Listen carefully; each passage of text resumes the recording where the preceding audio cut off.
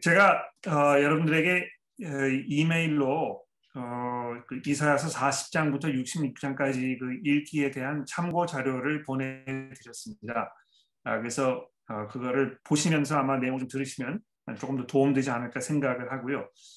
제가 오늘 저녁에 이제 30분 동안 하려고 하는 그 기본적인 그 내용은 우리가 이 이사야서라는 책을 읽는 데 있어서 또 특히 오늘부터 우리가 읽기 시작한 이 40장부터 66장까지를 읽는 데 있어서 우리가 무엇을 염두에 두고 또 어떻게 읽어야 될 것인가 이런 거를 조금 돌아보는데 그 주 목적이 있습니다.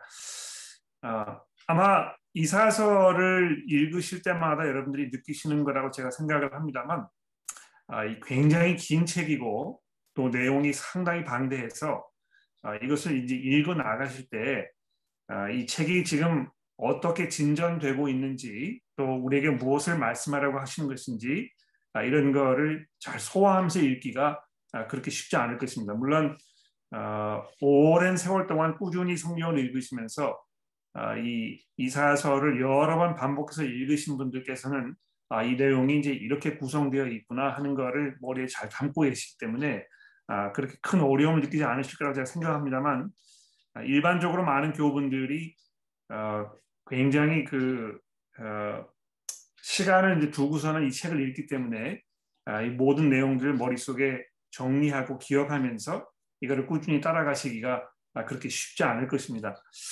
그래서 제가 이제 일단 이 이사야서라는 책의 어떤 그 전체적인 내용과 흐름을 간단하게 말씀을 드리고 그리고 나서 이 40장 이하부터 있는 내용을 조금 집중적으로 다뤄보도록 그렇게 하겠습니다. 제가 보내드린 참고 자료를 보시면 이 이사야서 1장부터 66장까지의 어떤 그 전체적인 내용, 중심 주제 이런 것이 무엇인지를 그 네모 상자 안에다가 두 가지로 나누어서 제가 설명을 드려보았습니다. 첫 번째 제가 이렇게 드린 그 이사야서의 말씀은요. 이사야서 이제 1장 1절의 말씀인데요. 제가 한번 읽어보도록 하겠습니다. 유다 왕 우시야와 요담과 아하스와 히스기야 시대에 아모스의 아들 이사야가 유다와 예루살렘에 관하여 본 계시라. 자, 이렇게 하면서 이 이사야서가 시작이 되고 있는 것을 우리가 이제 염두에 둬야 할 것입니다. 기본적으로 이 유다와 예루살렘에 관하여 하나님께서 가지고 계셨던 그 계획과 생각에 대해서 지금 말씀하고 있는 것입니다. 그렇죠? 근데 그냥 뭐 유다와 예루살렘에 관한 이야기가 아니고요. 여기 이제 그 보시면 이 우시야라는 사람과 요담과 아하스와 히스기야라는 사람이 이 유다를 다스리고 있던 그 시대에 하나님께서 이 유다와 예루살렘에 관하여 하셨던 말씀을 지금 이사야 선지자가 우리에게 전해주고 있다는 것입니다. 그래서 기본적으로 이제 그것이 이 이사야서의 중심 주제가 되겠는데요. 이사야서 맨 마지막 장인 66장으로 넘어가서 거기 20절에 보시면 하나님께서 또 이렇게 말씀하십니다. 나 여호와가 말하노라. 이스라엘 자손이 예물을 깨끗한 그릇에 담아 여호와의 집에 드림같이 그들이 너희 모든 형제를 뭇 나라에서 나의 성산 예루살렘으로 말과 수레와 교자와 노새와 낙타에 태우다가 여호와께 예물로 드릴 것이요. 자, 여기 보시면 예루살렘이라는 이 곳이 이제 또 등장을 하는데요. 이번에는 이 예루살렘을 어떻게 설명하고 있습니까? 나의 성산 예루살렘이라 이렇게 부르고 있는 것입니다. 여기 성산이라는 말은 이제 영어로 Holy Mountain, 거룩한 산이라는 말이죠. 하나님께서 이 예루살렘을 아주 특별한 곳으로 정하시고 생각하셔서 이 유다 왕 유시야와 요담과 아하스와 히스기야 시대의 그 예루살렘이 하나님께서 가지고 계시는 이 성산으로서의 예루살렘으로 변화되어 가는 그 과정, 또 그 변화의 어떤 그 단계와 또 그 변화의 방법, 목적 이런 것에 대해서 지금 이사야서가 우리에게 설명을 해주고 있다는 것입니다. 근데 거기에 덧붙여서 유다와 예루살렘에 관하여 우리에게 말씀하고 있습니다만, 이 유다와 예루살렘과 관련되어서 이 하나님께서 창조해 놓으신 모든 피조물들이 새 하늘과 새 땅으로 변화되어 가는 그 변화의 모습을 또 동시에 설명하고 있다는 것입니다. 그래서 어떤 면에서 이 유다와 예루살렘, 옛 유다와 옛 예루살렘은 하나님께서 처음에 세상을 창조하셨던 그 모든 세상을 이렇게 상징하는 것이고, 하나님께서 이 66장에서 말씀하시는 나의 성산 예루살렘이라 하는 이곳은 하나님께서 마음에 두고 계시는 이 새 하늘과 새 땅에 대한 상징이라고 이렇게 이해하시면 아마 될 것입니다. 과연 어떻게 하나님께서 이 죄로 물들어서 다 망가져버린 이 모든 피조물들을 새 하늘과 새 땅으로 변화시키고 새롭게 하시고 새 창조를 이루어 가실 것인가, 이것에 대한 설명이라고 우리가 이사야서를 이해하면 될 것 같습니다. 그러니까 벌써 이제 여러분 보십시오. 이렇게 이제 설명을 드리면 이 이사야서가 이 복음에 관하여 굉장히 중요한 것들을 우리에게 말씀하고 있다는 것을 금방 이해하게 될 것입니다. 어떻게 이 죄 가운데에서 멸망하여 하나님의 심판을 받을 수밖에 없는 이 예루살렘이 하나님의 그 능력과 은혜와 사랑을 통하여 변화되어서 하나님의 거룩한 이 새 피조물로 거듭날 것인가, 이것을 이 이사야서가 굉장히 방대한 분량을 할애하여서 아주 자세하게 우리에게 설명을 해주고 있다는 것입니다. 근데 이제 그 변화의 과정에 그 어떤 핵심적인 역할을 하기 위하여 이제 여러분 그 성경에 보면은 그 남은 자라는 이런 그 표현이 이제 이사야서에 여러 번 등장을 하는데요. 영어에 이제 우리가 잘 아는 대로 이 remnant라는 그 단어가 있습니다. 그러니까 이 하나님께서 이스라엘 백성들을 바벨론에 이제 포로로 끌려가게 하셨는데, 거기에서 돌아온 사람들, 거기서 뭐 다 흩어져 버리고 사라져 버린 사람들이 아니고 거기에 남아 있는 사람들, 그렇죠? 그러니까 모든 환난과 시험과 역경과 심판을 다 거쳐서 이렇게 정금처럼 순결하게 그 변화되어 끝까지 남아서 이제 참 하나님의 백성의 역할을 하게 되는 이 남은 자들의 그 이야기가 이 이사야서에 지금 담겨 있다는 것입니다. 그래서 어떤 면에서는요, 이 이스라엘 백성, 이 유다와 예루살렘에 거주하고 있던 이 이스라엘 백성들이 바벨론의 포로로 끌려가서 하나님의 심판을 받고 멸망당한 것처럼 보였지만, 하나님의 그 능력과 기적과 같은 어떤 그 역사를 통해서 이들이 부활하고 변화되어 하나님의 백성으로 다시 그 땅에 돌아오게 되는, 그래서 하나님과 어떤 회복된 관계를 누리게 되는 이런 그 놀라운 변화와 은혜의 그 이야기를 이 이사야서가 지금 우리에게 설명하여 주고 있다는 것입니다. 그래서 제가 거기 아래다가 이제 그 간단하게 문구를 하나 적어 드렸는데 한번 제가 읽어보도록 하겠습니다. 하나님께서 지으신 이 피조물들이, 즉 타락 이후에 죄로 망가져 버린 이 모든 피조물들이 새 하늘과 새 땅으로 거듭나기 위해서는 옛 예루살렘이 하나님의 성산 예루살렘으로 변화되어야 하며, 이 변화는 남은 자들 혹 시온의 새로운 백성들로 부르심을 받은 하나님의 백성들의 출현으로 완성될 것이다. 그러니까 이 오합지졸과 같은 이스라엘 백성들 중에서 하나님이 건져내셔서 걸러내셔서 정말 그 하나님의 남은 자들로 삼으시는 이 사람들의 그 출현을 통하여 온 피조물들이 새 하늘과 새 땅으로 변화되는 이 놀라운 어떤 그 은혜를 경험하게 될 것이라고 이사야서가 우리에게 지금 증거해주고 있는 것입니다.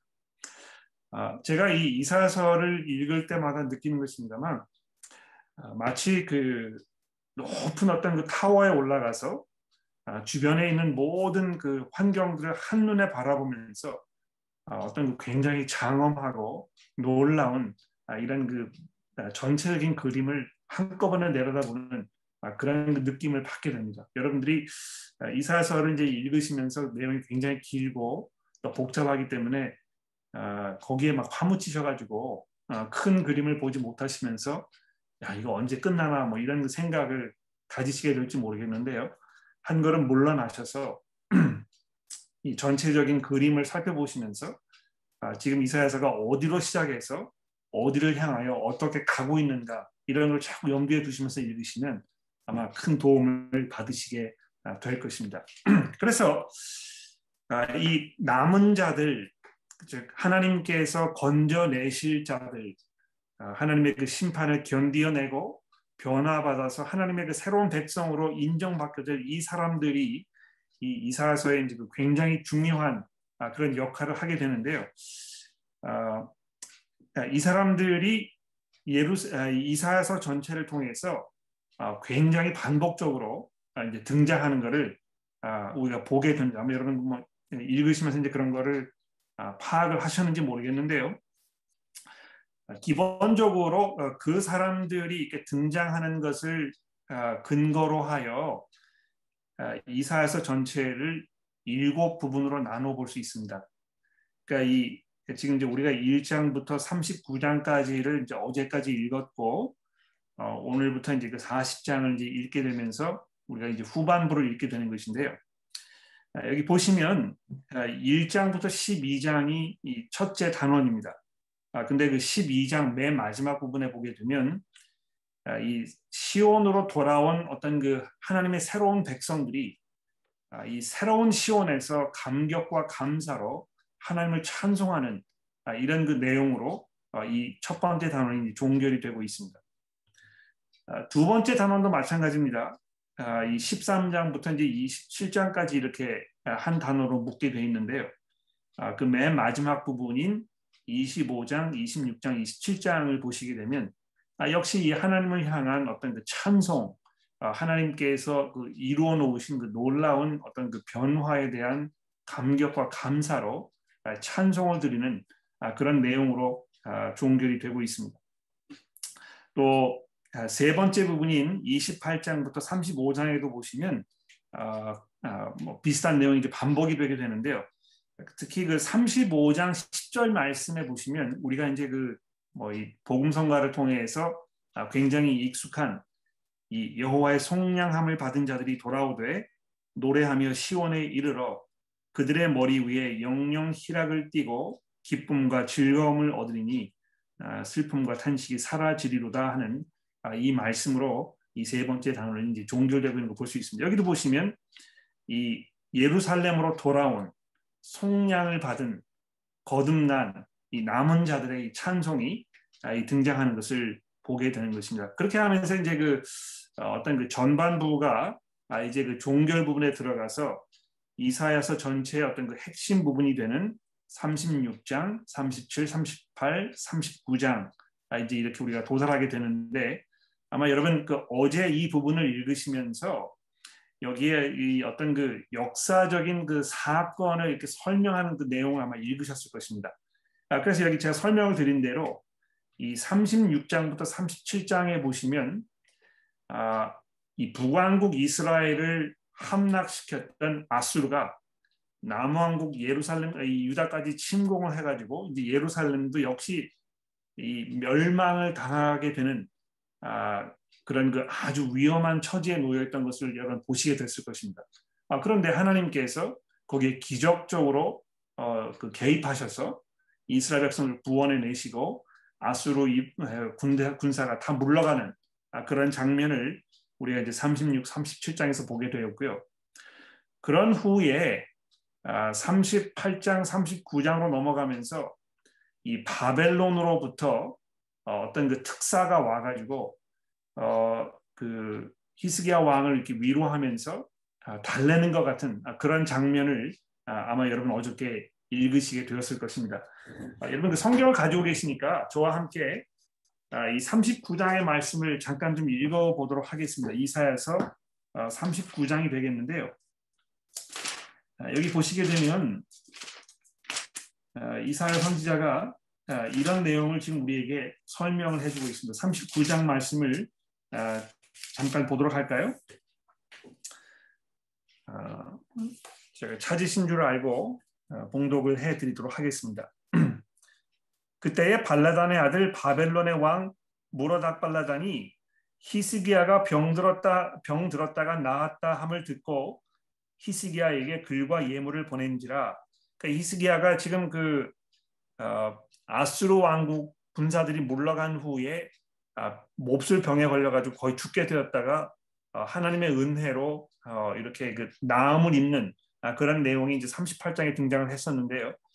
그 소식을 바벨론 왕이 듣고 이 발라단의 그 특사를 보내가지고 지금 히스기야에게 선물을 보내는 장면을 설명하고 있습니다. 2절에 보시면 히스기야가 사자들로 말미암아 기뻐하여 그들에게 보물 창고 곧 은금과 향료와 보배로운 기름과 모든 무기고에 있는 것을 다 보여주었으니 히스기야가 궁중의 소유와 전 국내의 소유를 보이지 아니한 것이 없는지라. 그러니까 여러분 그 히스기야가 뭐 얼마나 마음이 흐뭇했겠습니까? 자기가 아프다는 이야기를 듣고 바벨론의 왕이 특사를 보내가지고 이렇게 자기를 위로하는 이런 그 인사를 받고 나서 자기가 가지고 있는 그 모든 국고 그 좋은 모든 것들 이런 거를 이 바벨론의 특사에게 다 자랑하면서 보여주었던 것입니다. 자, 그런데 3절에 보십시오. 이에 선지자 이사야가 히스기야 왕에게 나와 묻되 그 사람들이 무슨 말을 하였으며 어디에서 왕에게 나왔나이까 하니 히스기야가 이르되 그들이 원방 곧 바벨론에서 내게 왔나이다 하니라. 이사야가 이르되 그들이 왕의 궁전에서 무엇을 보았나이까 하니 히스기야가 대답하되 그들이 내 궁전에 있는 것을 다 보았나이다. 내 창고에 있는 것으로 보이지 아니한 보물이 하나도 없나이다 하니라. 이사야가 히스기야가 이르되 왕은 만군의 여호와의 말씀을 들으소서. 보라, 날이 이르니 내 집에 있는 모든 소유와 내 조상들이 오늘까지 쌓아둔 것으로 모든 바벨론으로 옮긴 바 되고 남을 것이 없으리라. 여호와의 말이니라. 또 내게서 태어날 자손 중에 몇이 사로잡혀 바벨론 왕궁의 환관이 되리라 하셨나이다 하니 히스기야가 이사야에게 이르되 당신이 이른 바 여호와의 말씀이 좋소이다 하고 또 이르되 내 생전에는 평안과 견고함이 있으리로다 하니라. 여러분 이 마지막 부분을 보십시오. 이게 얼마나 어처구니 없는 이야기입니까? 히스기야가요. 하나님의 이런 그 경고의 이야기를 듣고 나서 자기가 생존하여 있을 때는 이런 일이 자기에게 닥치지 않을 것이기 때문에 이게 이제 나와는 무관한 일이다. 뭐 좋을 대로 하십시오. 저는 상관이 없습니다.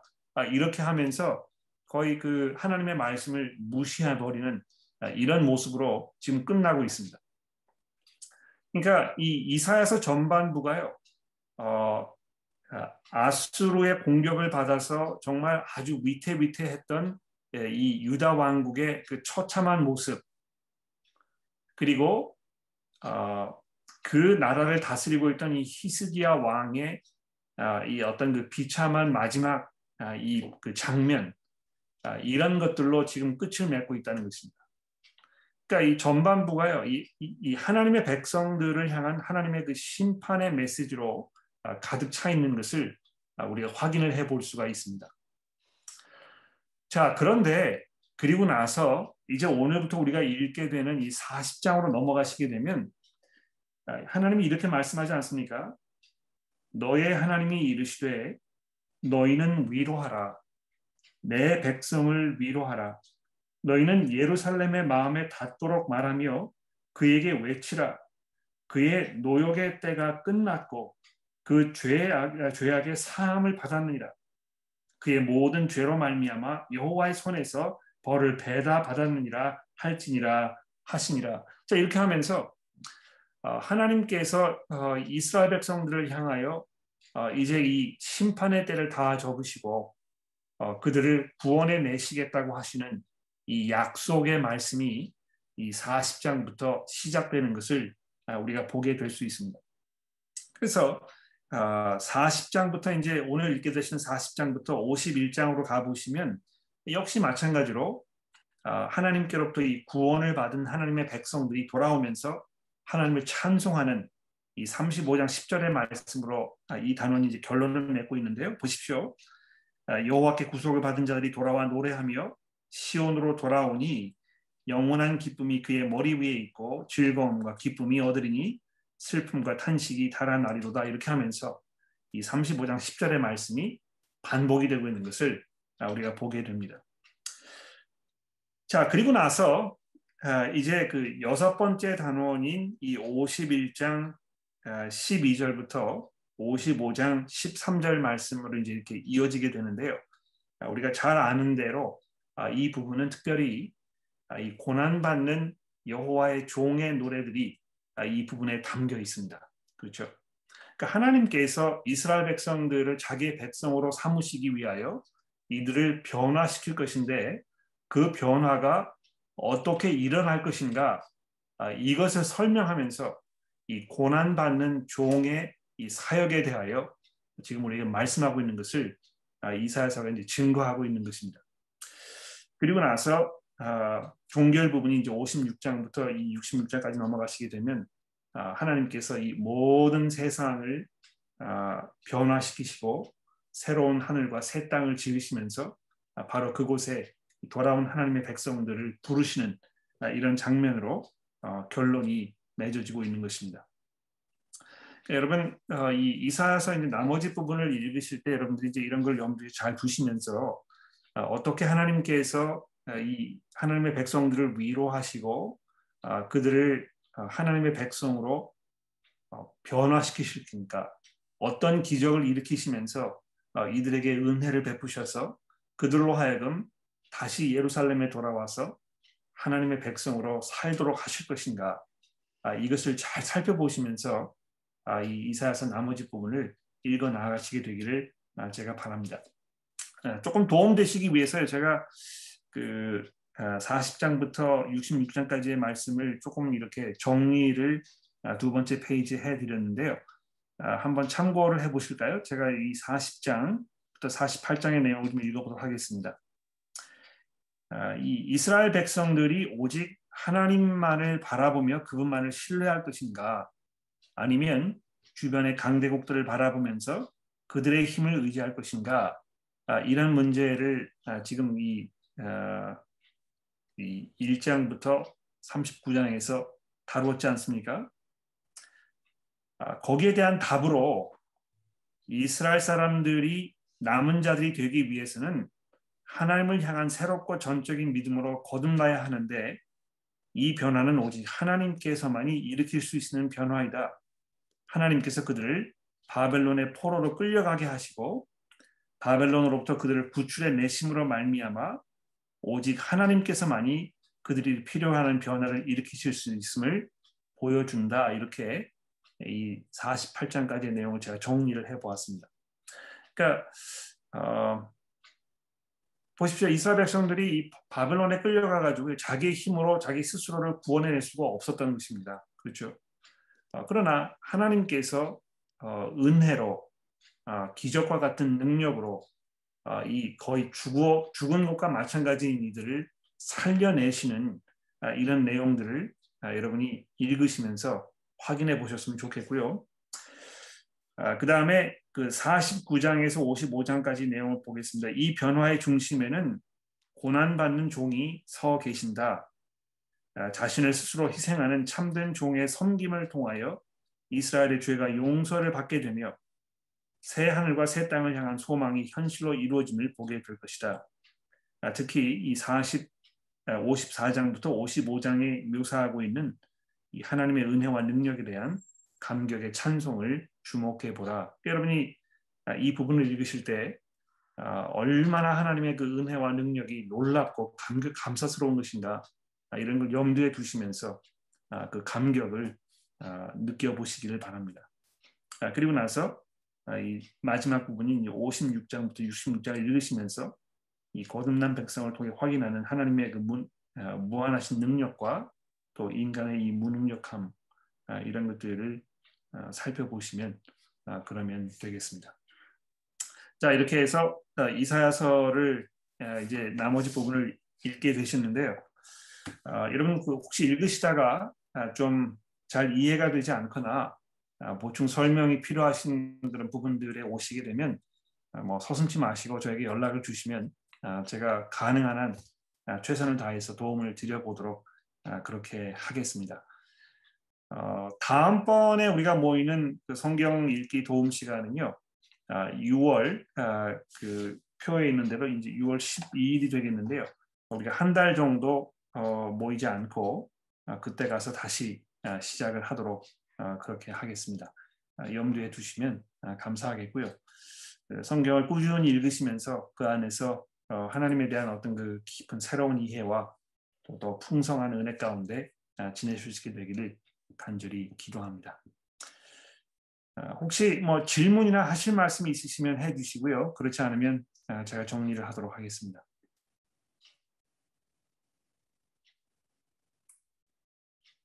네, 그러시면 제가 기도하고 끝내도록 하겠습니다. 기도하겠습니다. 하나님 아버지, 참 감사합니다.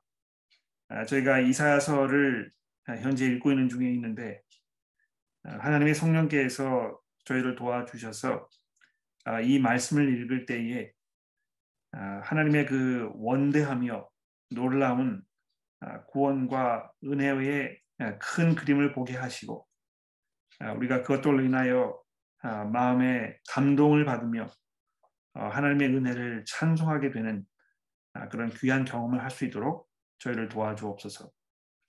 하나님이 이사야서를 통하여 우리에게 증거하시는 장차 오실 그 메시아에 대한 소망 중에 살게 하시고 또 그리스도께서 이 땅에 오셨을 때에 완성될 하나님의 나라를 우리가 소망하며 그것을 바라보면서 기다리며 살아갈 수 있도록 저희들의 마음과 생각도 지켜 주옵소서. 우리의 구주이신 예수 그리스도의 이름으로 간절히 기도합니다. 아멘. 고맙습니다, 여러분. 좋은 밤 되시고요. 내일 교회에서 뵙도록 하겠습니다. 감사합니다. 감사합니다.